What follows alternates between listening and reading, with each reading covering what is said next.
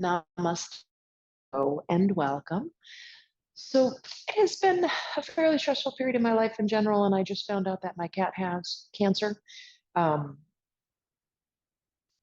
and so I have been needing just some stress relief and some nurturing on the off chance that there are other people out there in this community that we've built who might want slash need some of that same stuff.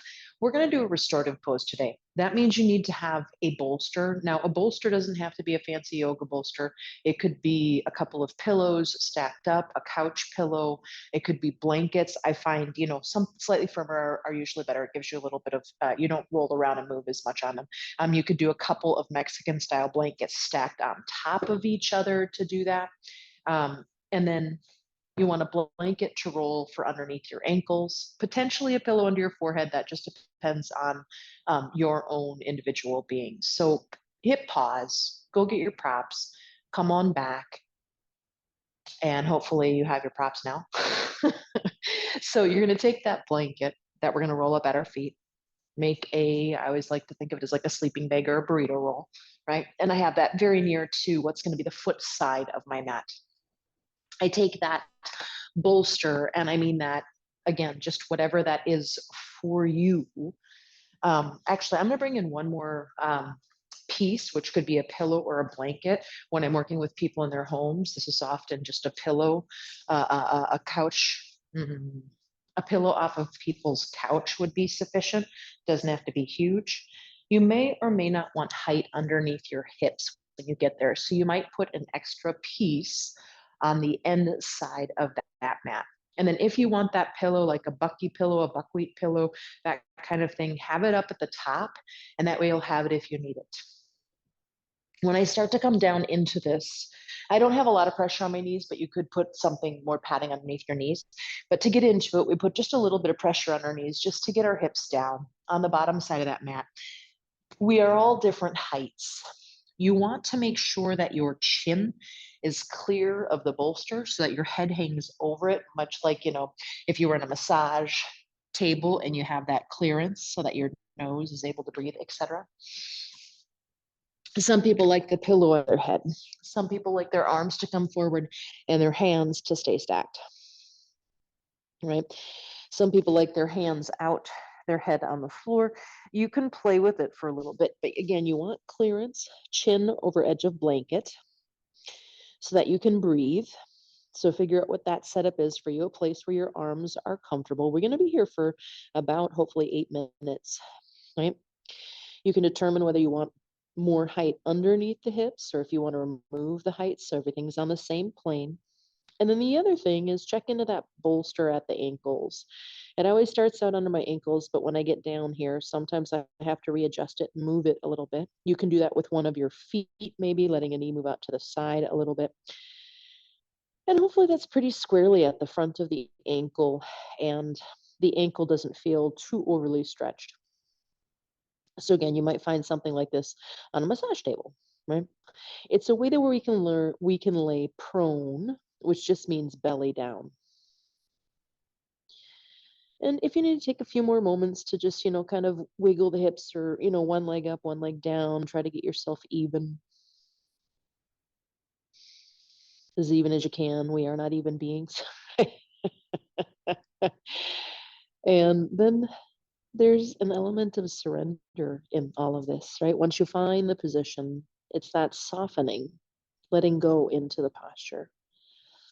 Now, that can be on many levels, but I like to start with the physical body. For me, for Crystal Joy's personal practice, that's a pretty great way for me to start to turn inward.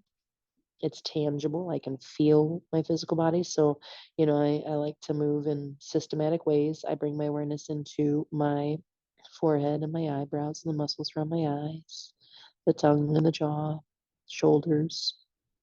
Sorry, I skipped a big part. Your neck and your throat. You're noticing sensation, and you're also softening. Shoulders. Let's move through the upper arms, elbows, lower arms, wrists, hands, and fingers. And again, you can think of it whatever word or phrase works for you, letting go, relaxing, releasing, surrendering. And once you've released all the way through the hands and the fingers, let's bring our awareness into our upper back. There are muscles that run alongside your spinal column. So this is a little different than our regular scan. Bring your awareness to where your skull and your neck connect. And imagine your spinal column. Yeah? And then imagine there are muscles running down either side of the spinal column. And just as we start to move down towards the sacrum, you're just going to try and get a sense of those muscles, a felt sense, but also, imagine this is where you can use visualization. It can be a powerful tool to visualize those muscles, releasing any tension so they are 100% supple. So we start at the occiput, it's called skull and neck. We soften alongside the spine through the neck till we get to that C7, right, T1 juncture. And then we soften through the upper back, upper back, between the shoulder blades, moving down more towards that mid upper back by the kidneys. You might even just say hi to the adrenal glands while you're there. Give them love. They are overworked in most of us. Let the muscles soften on either side of the spine, down through that mid lower back, I'll call it. As you move down into the low back, all the way down to where those muscles connect, down towards the sacrum and into, yeah? And then bring your awareness back into your torso. Just make sure that your chest is not constricted, your belly is not tight. The psoas, which is at the front of the hips, are in an open position or an uncontracted, I'll say, as much as you can.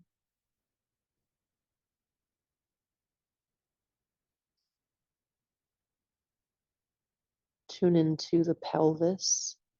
And I don't quite mean the hip joints yet. I mean the inner bowl of the pelvis, the abdominals that start to run into and through the pelvic bowl. We've got the gluteals and other muscles on the backside. So soften that whole pelvis, everything you can think about. One of the main holders of emotion. Right? So start to imagine if you have any emotions going on, or you might notice any emotions, that instead of just being stagnant and sitting in the body, let them move. Think of them as moving, right? Emotions are energy in motion, or they can be. And then let that softness move down into the joints of the hips.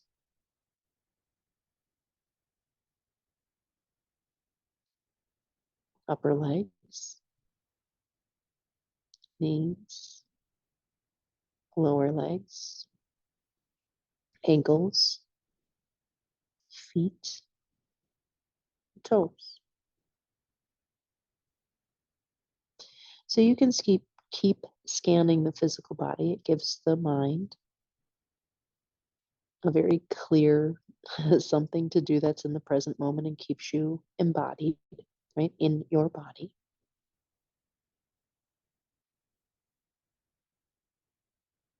If you want to do a quick check of the subtle body, right, it's not as tangible, but maybe you notice thoughts that are coming in, right, or have been, even if you know what they are.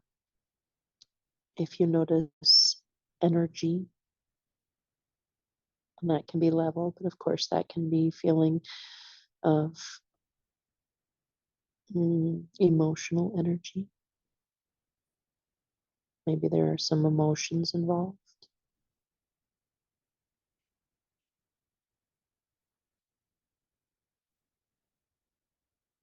Maybe that's just the level of energy you have.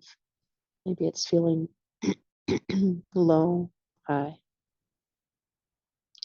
If you've been dealing with anxiety or worry, notice where that sits in the body. Any of the emotions, right? Notice where that sits in the body. And then if it includes or involves tension, bring breath there. and trying not to let any of this stagnate, trying to let everything move freely from our blood to our emotions, to our thoughts.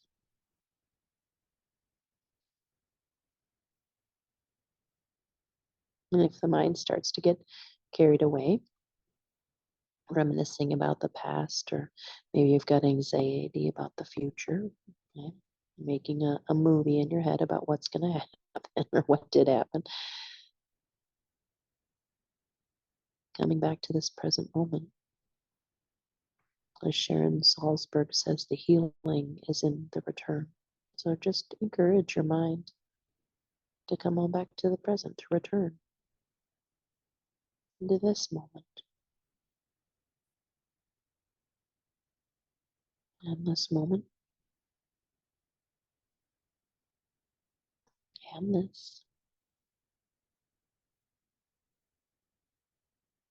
If any emotions come up and feel the need to move, try not to block them. This would be the perfect time for you to have a release. Well, hopefully you feel safe here anyway. We have to find times in our lives, areas where we can allow those emotions to move and release.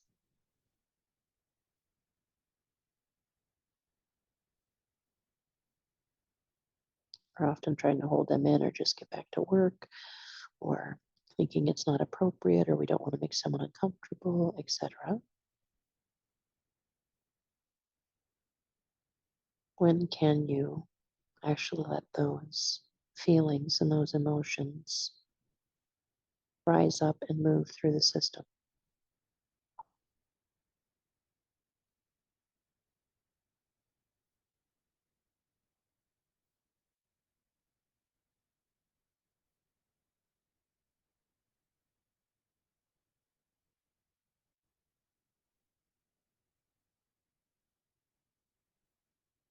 Maybe scanning through that physical body.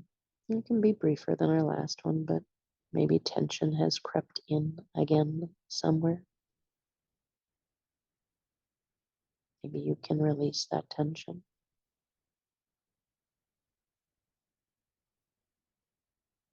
And friend, if you can stay here for a while longer, even if it means you look up for a moment and set a timer because you know you only have 5 minutes, and if you don't have to set a timer, awesome. Allow yourself to stay here in this position as long as you can.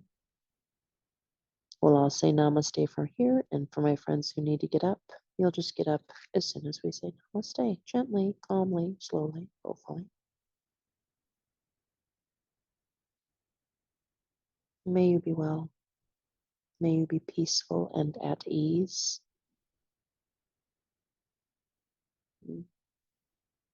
May you be free of sorrow and suffering.